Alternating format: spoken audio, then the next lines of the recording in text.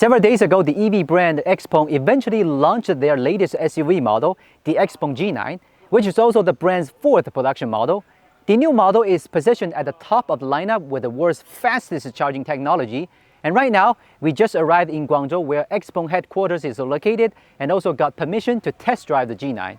The reason why we are so excited about the G9 is that it's not a China-only model, but going to reach Europe and North America in 2023. We're keen to get an early taste of what the latest electric car can actually do before it hits the world, how it differs from traditional cars or even other EVs, and just think a bit about the final question, whether it will replicate the successful comeback of the Chinese smartphone industry. The G9 is positioned in the medium to large size smart electric SUV market. It measures 4.89 meters in length, 1.94 meters in width, and 1.69 meters in height. The car is underpinned by Xpeng's Edward platform with a long wheelbase of about 3 meters, which actually is pretty close to a large-size SUV.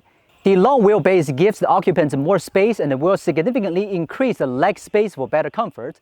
Later, we will show you what its interior looks like. The G9 offers 660 liters of cargo space, expandable to 1,576 liters by folding down the rear seat, and it also has a frunk which adds 71 liters to the storage. If you watched our test drive video of Xpeng P7, you may also notice that it really is like an SUV version of the P7 sedan. They both have a full-length glass roof, frameless windows, retracting door handles, and the signature full-width slim DRL strap at the front. The biggest difference is the separate headlights below the strap, which creatively integrate two LiDAR sensors. Apart from the two LiDARs, the G9 features 29 more sensors, including 12 cameras, 5mm wave radars, 12 ultrasonic radars. The powerful sensing capability provides all-round hardware support for the G9's advanced driver assistance system.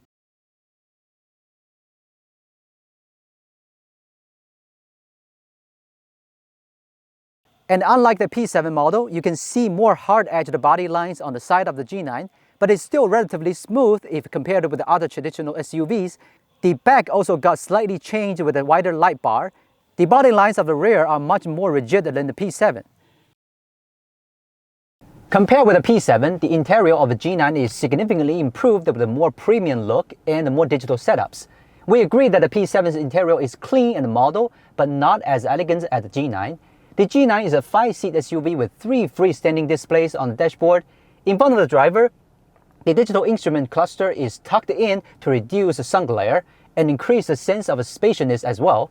The other 2 displays are much bigger, which are clubbed together and just look like a single 14.96-inch display. And we are happy to see the display panel extend to the passenger side, while the informative display on the left working for the driver, the other one can separately provide more entertainment options for passengers, which is also a trending feature in new luxury models, having more digital sense with more touchable displays. In the connection between the dashboard and the curved center console, you can see a strip of ambient light across the right side, which is also integrated with a slim AC vent like what we've seen in the P7. On the center console, there's one wireless charger for smartphones and 2 cup holders. Well, they're quite small tools. The 60-watt USB-C charging port, another USB port, and the cigarette lighter, and all located in hollowed-out position of the center console. Most areas that we can touch are made of pretty high-quality materials.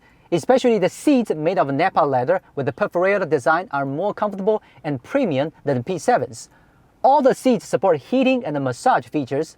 The front seat additionally support ventilation, and the passenger side at the front even features an electric leg rest. The seat feels spacious for leg and head, and the floor in the back is flat, so no matter sitting in the front or back, the large cabin gives a deep support for legs. The G9 is offered with 2 different motor configurations, the RWD standard range models featuring a rear-mounted motor, and the 4WD performance models featuring a dual-motor all-wheel drive powertrain. The standard range model's rear motor offers 308 bhp and 430 Nm of torque for 0 to 100 km per hour of 6.4 seconds, while the performance model's dual motors offer 543 bhp and 717 Nm of torque, accelerating from 0 to 100 km in 3.9 seconds. And the G9 has 7 driving modes, including a boost mode that helps SUV reach its maximum torque in just 0.15 seconds. But for most EV drivers, I think the usable range is still the primary factor to consider in most scenarios. So personally, I still prefer to driving under eco mode, just like what I did with the Xpeng P7. Driving in different modes did cause changes to the way I drove, mainly the acceleration and the strength of regenerative braking. Of course, the eco mode offers softer braking and is not outstanding over sportiness. But I'm quite happy with the tracking offered by the steering system in the eco mode, which is sensitive and precise, and the steering is well damped but not too heavy here. On the other hand, the performance-related modes are sporty and you can straightly feel the more sensitive power, more effective control, and taller suspension as well. The G9 adopts a new multi-link suspension system. The dual-chamber air suspension controls double wishbones at the front and a 5-link setup at the rear. In different modes, it feels a bit different when driving over bumps and potholes, but in the standard mode, the shock absorption is already soft enough to ensure comfort for passengers. And it supports 10 cm of lift space, which allows the car to maintain good stability even in tough road conditions. But better not to overestimate its off-road performance and think of challenging its limits. The G9's control is still closer to the performance of a standard urban SUV. Or you can also manually adjust the chassis height with the suspension for easier loading and unloading. Just like a P7, almost all the car features are available through the touchable display and voice commands. Thanks to the upgraded chipset inside, the display feels smoother and more responsive with touching and sliding. The most surprising software feature of the G9 still is voice assistant. Now it can even recognize your commands about most car features without a specific name calling to wake it up. Throughout the test drive, there are almost no cases of misrecognition or inaccurately triggering any functions. But right now, it's only available in China, so we can only do most of the interactions with the SUV in Chinese. But don't worry, there will be more language options for international variants.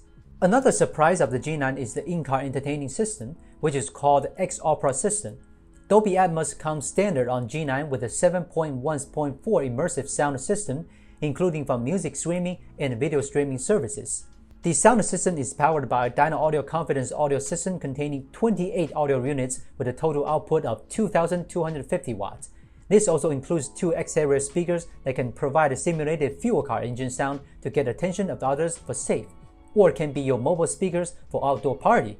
Such a generous configuration is not common in models at this price point, and it's clear that Chinese car manufacturers are likely to lead a new trend in-car entertainment. The G9 has pretty decent NVH control. The Michelin Pilot Sport EV tires with acoustic form are very quiet during a normal run. 马上上高速了吧? The mechanical noise is almost not perceivable, but we can still feel the slight shock when driving over small bumps and potholes. Due to the slightly weak acoustic performance of frameless windows, wind noise is much more noticeable when the speed exceeds 100 km per hour, but still far from disturbing. The G9 RW standard models use a 78.2 kWh battery pack, delivering a CLTC range of 570 km, while the performance and long-range variant equipped with a 98 kWh battery pack can offer ranges of 702 km and 650 km respectively.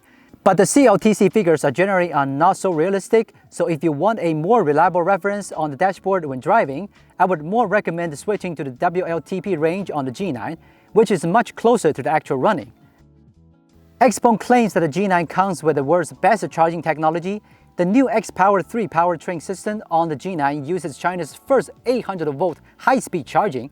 On specifying charging station, charging from 10 to 80% only take 15 minutes, and just 5 minutes of charging can be enough to have a CLTC range of 200 kilometers. But as a consumer, I'm more interested in if Xpeng will widely place these special charging stations in other countries. If the answer is yes, undoubtedly, this refueling-like charging efficiency will be more attractive. Due to time constraint, we were not able to test its assisted parking and assisted driving systems, but we believe that with better hardware support, it will perform better than the P7.